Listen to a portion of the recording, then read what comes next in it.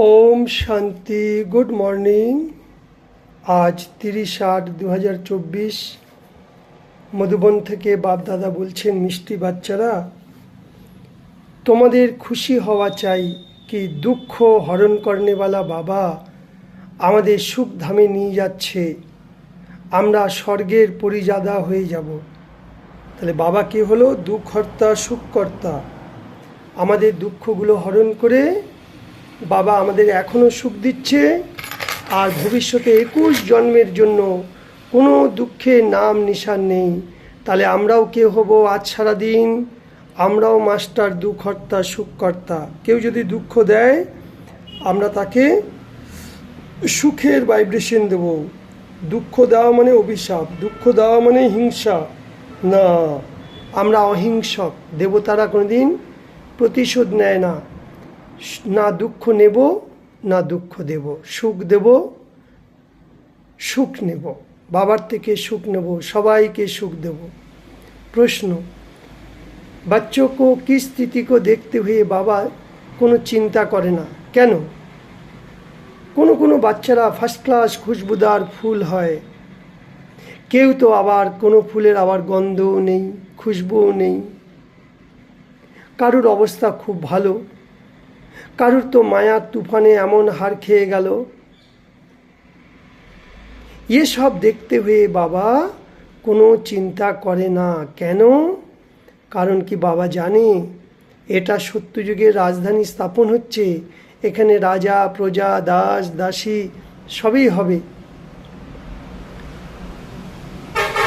এগুলো কোত্থেকে আসবে? বর্তমান পড়া থেকে। একই পড়া, একই শিক্ষক, একই নিয়ম কানুন, কারোর জন্য আলাদা নয়। কিন্তু কেউ পড়ে রাজা হচ্ছে, কেউ সাহুকার, কেউ দাসদাসী, কেউ আরও প্রজারও প্রজা, ভিন্ন ভিন্ন রকম পদ। তা টোটাল নির্ভর করছে পড়ার উপর। আমরা বাবার পড়াখানি কতখানি ধারণ করছি। তাই বাবা দেখছে নতুন রাজধানী স্থাপন হবে, এই জন্য বাবা কিছু চিন্তা করে না। তাও বাবা শিক্ষা দিচ্ছে, বাচ্চে যতটা সম্ভব বাবাকে স্মরণ করো। মায়ার তুফান থেকে কখনো ভয় পাবে না।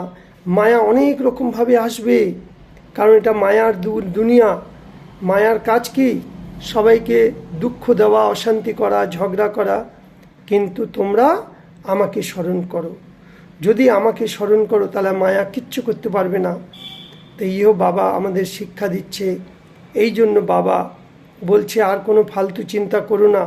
কোনো বিকল্প ফালতু সংকল্প তুফান যদিও আসে, কতই তুফান আসুক, সংকল্প আসুক, বিকল্প আসুক, তুমি শুধু মনে মনে আমাকে স্মরণ করো। এগুলো দেখে ভয় পাবে না। চাই রাত্রে ঘুমও না হোক, সারা রাত চিন্তায় চিন্তায়, তাও বাবা আছে সাথে। কারণ এটা যুদ্ধের ময়দান, এসব বিনাশ হয়ে যাবে। তাই তোমরা এখন যুদ্ধ করতে নেমেছো মায়ার সাথে। তোমরা বিজয়ী আত্মা। বাকি এটা হঠযোগ, এর কোনো দরকার নেই। এখন তোমাদের দরকার যেটুকু সময় পাও বাবাকে স্মরণ করো। এই দু চোখে যা কিছু দেখছো, দেখতে হয়েও দেখবে না। এগুলো না দেখার, ভোলার অভ্যাস করো। কারণ এগুলোর একটা জিনিসও সত্যযুগে যাবে না। তাই পুরানো ঘর থেকে, দুনিয়া থেকে বুদ্ধিকে হটিয়ে দাও। বারবার পরমধামকে দেখো, বাবাকে দেখো, নতুন সত্যযুগী দুনিয়া ঘরকে দেখো। বাবা বলেছে রোজ জ্ঞান স্নান করো। ওই গঙ্গার জলে স্নান নয়। গঙ্গার জলে স্নান করলে শরীরের ময়লা যাবে, কিন্তু মন বুদ্ধির ময়লা যাবে কি? মন বুদ্ধির ময়লা যাবে যত জ্ঞান শুনবো, সেগুলো মনন চিন্তন করব, তবেই ময়লাগুলো যাবে। তবেই আমরা সত্যযুগে সুন্দর পরিজাদা হয়ে যাব, দেবতা হয়ে যাব। যেমন বাপ সুন্দর, গোড়া মুসাফির, ঠিক সেরকম বাবাও আমাদের যত যত বাবাকে স্মরণ করব, ততই আমরা শ্যাম থেকে সুন্দর হব। আমরা গোড়া সুন্দর ছিলাম, এখন আমরা শ্যাম মানে কালো হয়ে গেছি। কেন? বিকারের জন্য। দাপর যুগ থেকে আমরা বিকারের বশীভূত হয়ে গেছি। তাই বাবা বলছে মায়া তো আসবে, এই যুদ্ধে কখনো ভয় পাবে না। কারণ তোমরা বিজয়ী আত্মা। বিজয় তোমাদের জন্মসিদ্ধ অধিকার। বিজয় হয়ে সবাইকে দেখাও, মায়াকেও দেখাও। মায়া, বাবা যদি সাথে থাকে মায়া কিচ্ছু করতে পারবে না। বাবা বলছে বরদানে, মহাদানী হয়ে ফ্র্যাঙ্ক দিল সে খুশি সে খাজানা বাড়তে রহো, সেই হলো মাস্টার রহম দিল। হ্যাঁ, বাবা আমাদের কত সম্পত্তি দিয়েছে, জ্ঞান, গুণ, শক্তি। আজকের দুনিয়ার মানুষ কতই কোটি কোটি টাকার মালিক, তাদের কাছে প্রকৃত সুখ, শান্তি, খুশি, আনন্দ নেই। এগুলোই আমাদের সম্পত্তি। তাই শিব বাবা বলছে, লোক অল্পকালের খুশি প্রাপ্ত করার জন্য কত সময়, কত অর্থ খরচা করে, ফিরবি তারা প্রকৃত খুশি পায় না।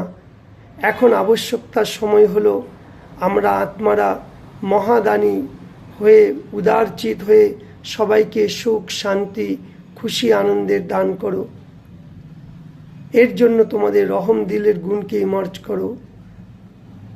তোমাদের এই জড়চিত্রের সামনে ওরা বসে, জড়চিত্রগুলো হাত দিয়ে কী দেয়? বরদান দেয়। তো ওরা যদি মাটির মূর্তিগুলো যদি অত সেবা করতে পারে, তাহলে তোমরা চৈতন্য হয়ে পারবে না? পারবো। তাই চৈতন্য হয়ে, রহম দিল হয়ে জ্ঞান, গুণ, শক্তির খাজানাগুলো দান দাও।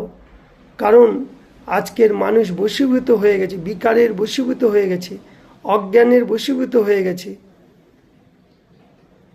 কখনো এরকম ভেবো না যে এ তো শূন্যবেলাই নয়, আমার দরকার, বীজ ডালার দরকার, ঢেলে দিয়েছি, এইবার শিব বাবা বুঝবে, সে আত্মা বুঝবে। আমরা তাদের উপর রহম দিল হতে যাব। এই জন্য আমাদের শুভ ভাবনা ওদেরকে অবশ্যই দিতে হবে। ফের বাবা বলছে স্লোগানে, যোগ কি শক্তির দ্বারা কর্মেন্দ্রিয়কে অর্ডার প্রমাণ চালানে বলে স্বরাজ্য অধিকারী আত্মা। তো স্বরাজ্য অধিকারী আত্মাকে, সব কর্মেন্দ্রিয়গুলো আমার অধীন, এই শরীরটাও আমি চালাচ্ছি।